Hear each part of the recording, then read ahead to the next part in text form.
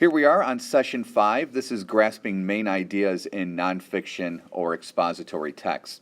We've been working a lot with nonfiction and main idea, and you guys have been doing a great job reading stories that have a lot of subtitles within the story. But sometimes when you're reading a nonfiction text, you're going to notice that there may not be subtitles, and you're going to have to read creating little subtitles in your mind, categorizing all the information that you're gathering. And that's what today's session is going to be about. A lot of times when I have a ton of things to do, either for work or at home, instead of just trying to keep all the information in my mind and trying to remember all the things that I have to do, I will sometimes create a list, or I will categorize the things that I need to do over the course of that day. For example, if I have to go to the Jewel, I'll make a list or categorize all the things that I need to get from the Jewel. And then if I have to go to Target, again, I'm categorizing all the things I need to get from Target. And then if I have to go to, say, Mariano's, I'm going to categorize all the things I need from Mariano's. The reason why I do this is because I know I have a ton of information and there's a lot of things that I have to do. Instead of trying to rely on myself to remember it, which we never do when we have a ton of facts, I categorize the things that I have to do. I create little categories. My categories in this case were Jewel, they were Target, and they were Mariano's. And then all the things I listed under there were those sub-topic details or the supporting details. And that's what I do to help me remember information. You as well, when you're reading a nonfiction story, when you're reading books that have a ton of facts, categorizing those facts can help a reader actually learn more. So I'm going to teach you that reading nonfiction is like taking a course in which a person is told a ton of detailed information. Instead of trying to memorize all that information, it helps to create larger categories to organize that information. A larger category, like in my previous example, would have been Jewel, Target, Mariano's. Those are my larger categories. This way, as we read, we sort the little bits of information under the bigger points. The little bits of information were like the things I needed to get at each store. And then we can create an outline. It might be a mind map, or it could be a boxes and bullets, or it could be another type of outline that is comfortable for you. It's almost as if we are reading, we're writing the headings for the text if they don't have any.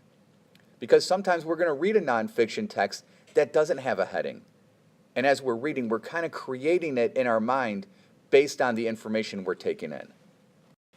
So it's really important to remember that as we're reading, we need to pause. That means we have to stop every now and then and really reflect on our reading and think, what were the main categories of the information I was just learning about?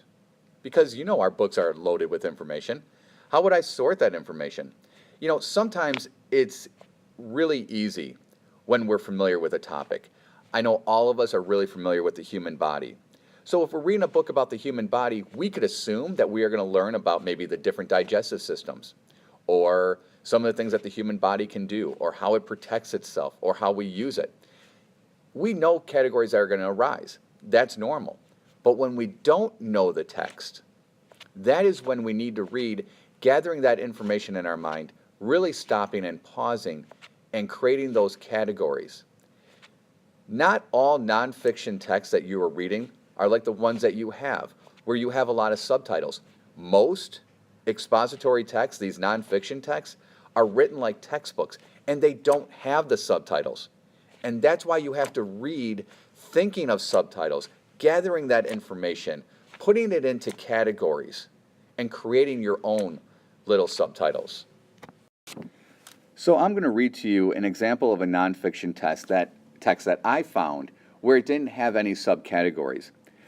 The only thing it really contained for me was the title of the story, The Weird and Wonderful Octopus. So I'm going to read you this story, and I'm going to kind of show you how I created a category and then broke out into subcategories. Of all the strange and wonderful creatures that live in the ocean, one stands out above the rest. It's the amazing octopus. There are over 300 different types of octopus, and they can be found in every ocean in the world. The octopus has a body unlike any other animal. It's a body called the mantle. It's soft and shaped like a bag. The octopus can squeeze itself into very small spaces because it has no bones in its body. Its 8 rubbery arms are attached to its head and mouth. The octopus's arms are covered with suckers. The suckers can help the octopus grab and taste things. The octopus can see very far distances, but it cannot hear anything at all. So here's what I went ahead and did for you. I created 2, not one, 2 different types of graphic organizers. As you know, you can see the mind map, and that's something that I prefer. It just works for my mind.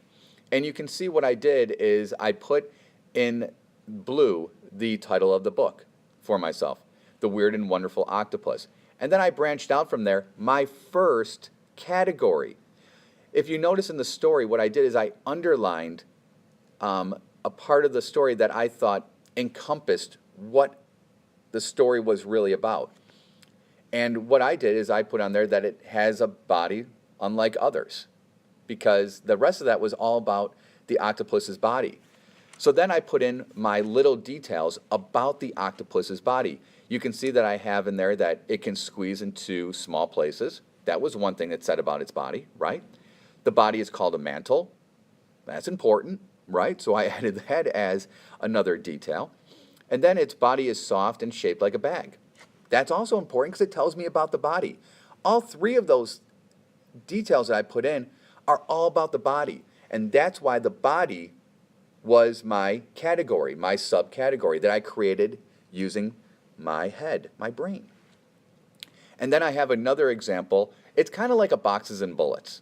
I have at the top what is my category. The octopus has a body like no other. And then my details, 1, 2, and 3. It's soft and shaped like a bag. It can squeeze into small places, and the body is called a mantle. I misspelled called. I apologize. I showed you 2 examples because it's up to you, whatever format you want to use to create your outline, whatever works for you. As long as you understand that when you're reading, there's going to be times that you're going to read nonfiction texts that aren't going to have the subcategories for you. You're going to have to create it on your own. And that's the point I'm trying to get across to you today.